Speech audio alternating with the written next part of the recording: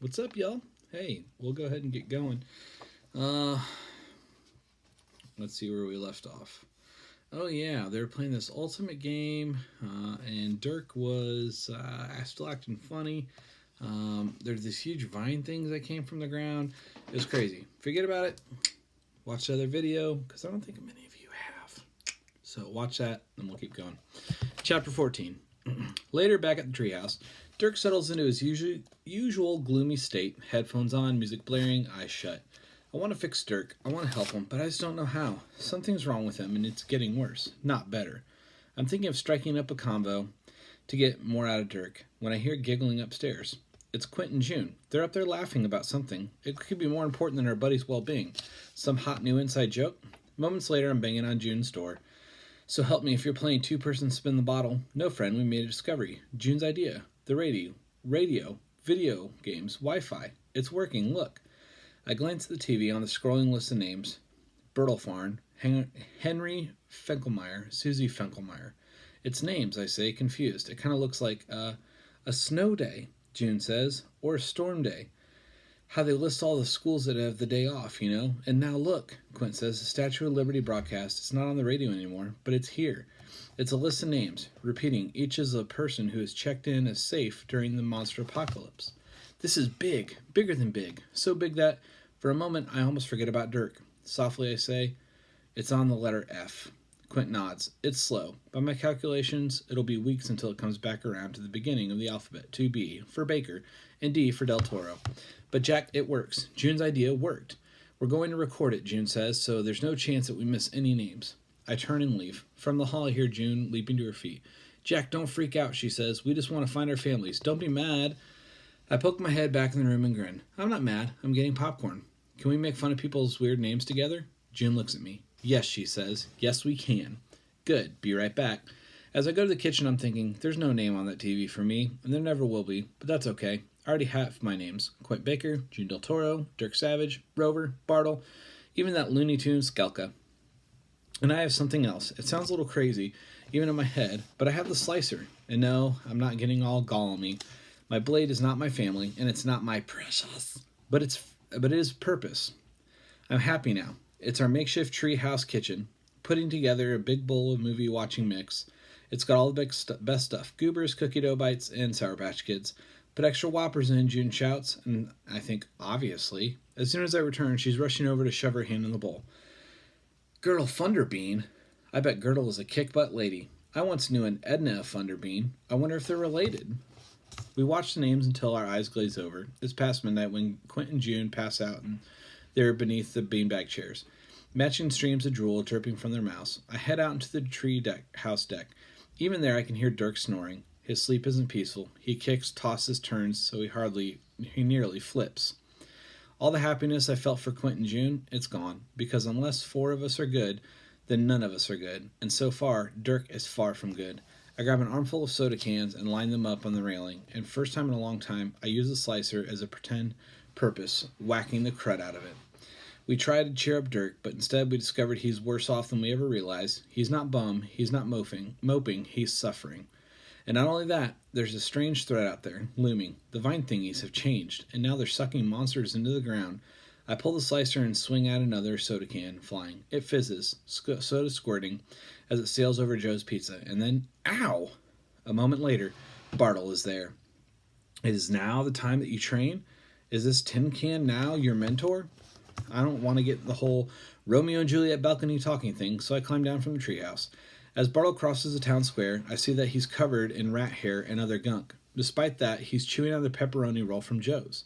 Any luck learning the secrets of the tale, I ask? I've not yet learned what I hope to learn. Okay, super cryptic, but that's Bartle.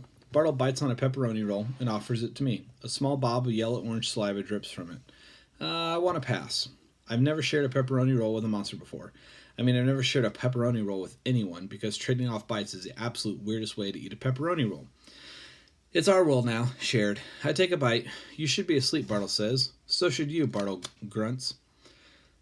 I'm worried about Dirk, I say. At first I thought he was weirded out by the zombies because, he almost was one. But he told me that he's hearing weird static in his head. I trail off thinking. A year ago, I didn't even know Dirk. But now, if anything happened to him, I don't know what I'd do. He's still here, and I already miss him. Bartle, do you ever, miss your friends? None of you guys ever seem bummed out that you were just, yanked from one dimension to another, without friends or anything. Not the same in my world. We do not have friends. No family. Mostly are just warriors. What about, brothers and sisters, cousins, third cousins, twice removed? I have 4,939 siblings. I do not know their names, but I know that I can defeat nearly all of them in combat. Oh, I say, that's cool, I guess. Bartle says, to feel strongly about a single creature is rare. It is not that we are incapable, but provides no value. If there is no value, what is the reason? I frown. Well, the reason is, if I were having a freak-out moments like Dirk, I'd want someone to care enough about me to help. If my brain was, breaking and I was falling into weird trances, like when I stopped suddenly realizing what that look on Dirk's face reminded me of. He looked like I felt when I was hypnotized by the King Wretch. I'm not sure if Bartle reads my face or my mind or if we're in some simpatico, but his eyes flash blue. The Nightmare King, he says, in a gravely whisper. Quickly, what's your moon's position? Position? I think it's above. Also, I want to explain that it's not technically my moon, but what's the point? If we go now, Bartle says, there may still be time. Quickly, retrieve Dirk. And Jack, one more thing, and this is absolutely vital. I lean forward. What is it, Bartle? I am chilly. Bring me an item that will make me less chilly. I grumble, and okay. Then I climb back on the treehouse ladder. I gotta tread carefully here. Waking up a sleeping Dirk is dangerous, like interrupting a grizzly bear in the middle of a meal.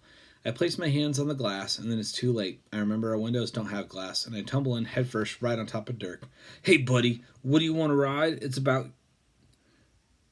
Want to go for a ride? It's about your brain. Also, Bartle's cold. Can we borrow some sweatpants? 11 minutes later. So, Bartle, I raise my voice and shout, where are we going? Bartle turns to me. The sweatpants Dirk lent him are wrapped around his neck like he's a posh supermodel. The pant legs whip in the breeze. To the sea, Bartle says. Rover carries us further away from town, his paws galloping, calming, rhythmic way. You ever sit on the back of a long car ride? The steady ba-bump of the car? I swear, it's literally the most soothing thing ever. Maybe it's being an orphan, but sometimes I feel most at home when I'm moving. My eyes drop and I drop off to sleep. Later, 5 minutes or 5 hours, I'm not really sure, I wake up to a sweet, salty smell. We're stampeding down the boardwalk that I've never been here. We're far out from Wakefield. The boardwalk stretches endlessly in front of us. Oh man, it's like Happiness City. Retro arcades, boogie board stores, and joints that sell fried everything. No zombie beach bums, thankfully. Zombies are freaky enough when fully clothed. I don't want to see them in Speedos. Rover turns over to the pier and just out across the beach, across the ocean. This feels like part of the movies, that people look out on the ocean and contemplate the vastness of the universe and how we're all like little tiny ants in comparison. But I look at the ocean and I think, the water looks cold, and it probably has sharks.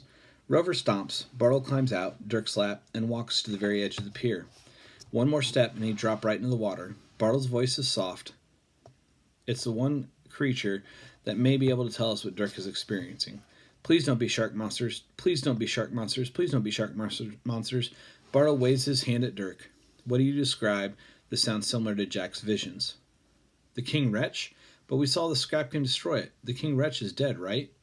In a moment, we will find out. Bartle pulls a stone from his rucksack and lifts it to his lips. A small gob of yellow saliva drops onto it. He pitches a stone into the water. I watch where it lands, and the crashing waves hide it in the splash. For a long moment, nothing happens, but then a wooden pier creaks. A chill cuts through me, and the waves go flat. The water is still. Above, a large cloud drifts by. The blocks the moon, and everything goes dark. When the cloud passes, I gasp. Something ripples in the water, a football field away. Oh, real quick, a weird thing about me. I don't even really love football, but any distance I measure in football fields. How far is it from Arkansas? I don't know, 492 football fields, and then it happens. I see the creatures rising from the water, and it takes all my strength to resist making a break for it. Actually, it takes more than that. Hold that thought. Let's see how this plays out. As Dirk grabs me, the surging sea creature is so big that the water rushing off the body, smashing into the surface, sounds like a rainstorm. Dirk takes shaky steps backward and then stutters. It's the Scrapkin, I say. Bartle and the Scrapkin tried to kill us. Yes, you have told me the story, Bartle says. As I understood it, you broke into its home, destroyed things, played games on top of its head. Well, when you say it like that, I mutter, Also, I don't think we technically played games atop of its head. It was a sleepover. It was still raising. The scrapkin is bigger than I had ever realized. At the junkyard, half of its body must have been buried beneath the ground. Bartle turns with a grim smile. Let us make sure the Nightmare King is not playing inside your head, Dirk.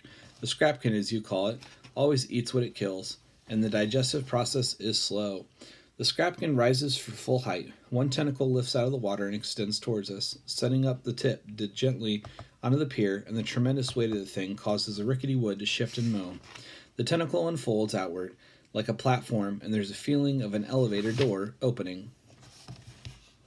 I fought ferocious monsters. I run from undead hordes. This is different. It feels like the creature was always here. I mean, it wasn't. It came through portals, but I don't feel like it was an intruder. A gentle push back at Dirk. Go, buddy, go. I think it wants us to, go. How about you first? Since we're, here for your brain. If it was my brain that we were being weird, I would totally go first. Dirk mumbles under his breath, and he takes a heavy step past me. Arg, now I feel lame. I hurry to keep up. Together, Dirk and I step onto a large flat tentacle. It's squishy like standing on the gym mat, soaked in sweat. The tentacle dips once more as Bartle steps behind us. Slowly, we are lifted into the tentacle, carrying it out over the crashing waves up towards the creature's mouth and eye. It's overwhelming. 3 small figures standing in the palm of a monster's hand, and a monster that could crush, swallow, devour us if it wanted. Bartle looks nervous, too, and it's not a great sign. He cracks his knuckles, just like us, where we're a snap or two. It sounds like 100 bones cracking in dominoes. And then another tentacle, this one slightly smaller, rises out of the water. It pokes at our bodies like a dog getting a scent of this new guest. It prods Dirk's face, his chest, my head, my shoulder, around my side, my back, towards the slicer. Suddenly, the tentacle platform roils, all stagger. Dirk lets out a sharp gasp. I grab Bartle, afraid that I might have been pitched overboard. Bartle, I say, my voice is shaky. I'd like to get off this ride now. I'm not sure if I was even tall enough to ride in the first place. Your blade, Scrapkin, senses the darkness inside it. Gat's power and Razok's influence, Bartle says. Finally, some clear info from the sky. But I'm not bad, I exclaim. I'm definitely not in the League of Chaos or in bed. Definitely not in bed with Gats or Razok. The Scrapkin roars, a monstrous explosion of hot air. Its jaws hang open, and I'm afraid that we're about to go down the hatch like a handful of mini M&Ms. No, I shout. I'm not mini M&Ms, and I'm not Razok. I'm not a bad guy. The tentacle tilts and carries us closer to the mouth. I squeeze my eyes tight, and I throw my hands in defense, and everything stops. I open my eyes, and I see a smaller tentacle snaking around my hand. It's the hand that's been burned over and over by the blade's energy. The Scrapkin's studying it, and somehow I think it knows. It understands that I can't wield the blade without injury, because the blade, in essence, is tied to a cosmic evil, because it's bad, and I'm not. And then when things get really weird. The tentacle immerses my wrist and encircles it, wrapping it tight, squeezing tighter and tighter like one of those blood pressure things at the doctor. But there's no nurse here to shut it off. Bartle stands perfectly still, a look on his face as he's enjoying this a little bit. Let go of my bud, Dirk says, as he charges forward to the tentacle. Dirk, no, I shout, stay back. The Scrapkin seems intent on choking out my arm, but when I look at this humongous eye, it looks sad, like it's apologizing. I want to say, yeah, I don't like this either, bud, so feel free to stop at any time, but my teeth are clenched so tight that I can't speak. I feel pain like I've never felt, and I close my eyes. I'm seeing tears, specks of light, maybe actual stars, other dimensions, Razok, cosmic terrors, the cosmic beyond. I don't know. I just know that I can't take it any longer. For an instant, I feel the blade burning at my back, and I know what I must do. The Scrapkin is forcing me to do, forcing me to stand, forcing me to take my free hand, reach behind my back, grab the slicer, raise it high, and swing. I'm sorry. A quick fury of chaos, the Scrapkin's howling, Dirk stammering, me clutching my arm, shouting at the moment at the monster. Sorry, but you were giving me a death trap handshake, dude. Several of the tentacle waves in front of me, leaking back, blue-green ooze. But when I look down at my wrist, the other part is still there. On my hand, my left hand is still gripping the slicer, and I realize it's burning hot. So I smoothly toss it to my right hand. There, the tentacle acts like a sort of glove. My gloved hand whips and snaps the slicer through the air. It responds nimble and quick, and like those fencing swords. The Scrapkin moans in pain, a deep rumbling wail. The tentacle platform drops so quick that my stomach does a roller coaster type flip. It sends us back to the dock, where we all take steps back, enjoy the solid ground beneath our feet. I don't get it, I finally say. Why would the Scrapkin do that? Now it hurts. Bartle explains. Other monsters in this dimension, ones who are not loyal to Razok, they sense what's happening. They sense what's to come, and they are on the side of good. The Scrapkin moans and blinks. If we're to stop Razok, then sacrifices must be made. Great ones. Jack, make sure you made the difficult choice to take the swing blade. This creature made the difficult sacrifice of its limb. Do you understand? I nod slowly. I think so. Suddenly, Dirk pushes forward. Fine, I get this big moment for you guys, and I want to know why I'm hearing all this stuff in my brain. Is Nightmare King involved or not? The Scrapkin vibrates in the water. Its belly flexes and jiggles, and then it answers Dirk's questions with a patoo. The Scrapkin coughs and something up from its belly and spits out into the pier. Now I know why Bartle and Scrapkin eat what it kills, because Nightmare King's skull is sliding down the boardwalk. The Scrapkin lets out a long, low moan like it's taken a final bow, and slowly slides away, slipping underwater. Okay then, I guess Nightmare King is officially not involved. Well, I say quietly, I guess our work is done. And well, after that, I'm just glad. We went back to Rover, us trying not to turn too closely to the colossal wretch cranium now sitting on the flip and fry. I fiddle out this new tentacle glove, and so I'm officially the coolest winter glove ever. It's like a mitten, but squishy. And after a moment's thought, crud, I always lose winter gloves. I would suggest, Bartle says, that you do not lose that winter glove. Gotcha, loud and clear, I say. I'll put it right next to my bed, on top of the comics, behind the Rocketeer Funko, beneath my spare hoodie, and that late-night snacking bin. Kind of near my collection of old batteries, and Dirk suddenly grabs me, spinning me around, and his face is pale, and his eyes are wide. Jack, if it wasn't the Nightmare King, then what is wrong with me? Chapter 16. Legendary Hero Training 19. Okay, here it goes. We're back at the farm, but this time it's going to be different. I stare down 3 zombies. You 3 better be prepared for total domination. I'm coming for you, crazy Scrapkin glove. I open and close my fingers. The tentacle flesh presses against my thumb. I pull the slicer free. I'm going to prove my worth. And then after all that I'm proving, I'm going to show my friends how super good I am at doing zombie control stuff. I swing the bat, but... Dance, undead ones, dance, I shout, snapping the slicer through the air like I'm conducting an orchestra or doing some sorcerer apprentice thing. I feel the magnetic connection, and I stand there in total disbelief. Then you've got to be kidding me. I scream, Bartle, what the huh? The squishy mitten of power didn't work. The zombies just toppled. Is that what you intended to call it? Bartle says. The squishy mitten of power? No. I was just trying it out. I mumble, why do you like it? It's horrendous. Well, good, because like I said, that's not what I'm calling it. I turn to stomp away, big, heavy, child-like tantrum footsteps. I feel the zombies watching me. I look forward. I look away, zombies, I whisper angrily. I don't ever want to see you guys right now, and how mad I am at you. I can't control them. I don't know why. I'm not Gats. I'm not the Cosmic Terror. I'm not even a lousy Eevee. Bartle steps towards me. He's weird shimmer in his eyes that he's like about to conjure a horrible terror again. No, don't show it to me again. It's horrible and awful, and if I don't do a better job, then everyone is done for. I get it.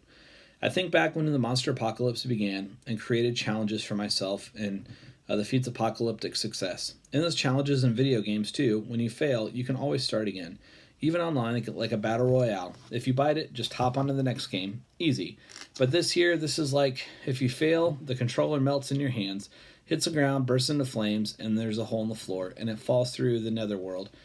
And while that's happening, lest you thought, oh, we'll just get another controller. Your console simultaneously combusts, and the TV crashes to the floor and explodes into a raging inferno. Oh yeah, Jack Sullivan, big hero. I can see it now. My final feat. Bartle interrupts my doomsday train of thought. When you controlled the zombie in that bowling alley, what did you feel? Fear, I said.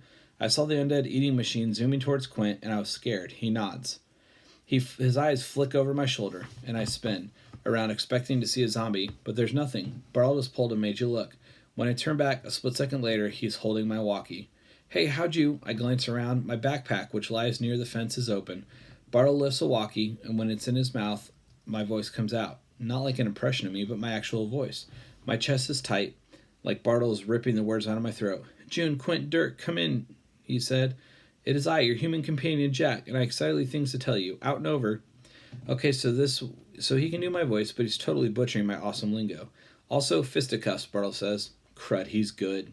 Meet me at the Burger Barn, Bartle says. A moment later, June replies, copy that. The Burger Barn is beyond the safety of the zombie-gone torches. There are zombies there. Why would Bartle send my friends into danger? And then with horror, I realize, Bartle, what have you done? I glare at him, and then I'm racing towards the Rover. I vault over the fence into his saddle, and we're off. Rover dashes down the winding path, leaving the farm behind, and through the alleyway behind the baseball card shop and the sneaker store. I'm speeding through town like the post-apocalyptic Paul Revere. The zombies are coming. The zombies are coming. The burger barn comes into view. Big Mama appears in the parking lot, slowly coming to a stop. The doors open, my friends step out. In the shadows behind them, I see yellow, glowing eyes. The undead inching closer, impending doom. Still galloping, I grab the slicer. We speed into the lot. Rover stumbles and I flip over his head. I swing the slicer mid-fall, and suddenly I feel it. The glove, the handle of the blade, the hum of the otherworldly energy, a connection between the bat and the zombies. One swing of the blade, a short arc slicing across the vision, and the zombies are thrown to the ground. And I land on my butt. June and Quint stare eyed wide at the zombies, now laying a couple feet away. The zombies gaze deeply at the slicer before rising and wobbling away. Jack, what was that? What'd you do? You controlled them, Quint bursts out. Before I can respond, I realize that Dirk is on the ground. He rubs his head. Guys, what just happened? I collapsed. June looks at me, then at the bat. Quint strokes his chin like a professor, which usually means that the answer is in his head somewhere. He's just trying to fish it out. But there's no time because, yelp, I spin around. Rover, I didn't see when we rode over, but there's a sinkhole in the ground at the edge of the alley, just like the one that was left behind the vine thingies. Rover is losing his balance, slipping into the broken grounds. Rover, I cry out. I'm racing towards him, grabbing the saddle, tugging. Hang on, buddy. Jack, if you fall in, Quint shouts. June and Quint grab Rover's fury hide and tug. Rover takes a slow, heavy steps back, and then once again he springs away from the hole. But then a sudden jerk causes me to tumble forward. I see Dirk's meaty paw coming at me, grabbing my ankle, and I'm slipping back, and we're both going over into the sinkhole under the earth. Man overboard. We're not men. Guys. All right. So that's where we are for right now, okay? And we will continue the rest of the way next time.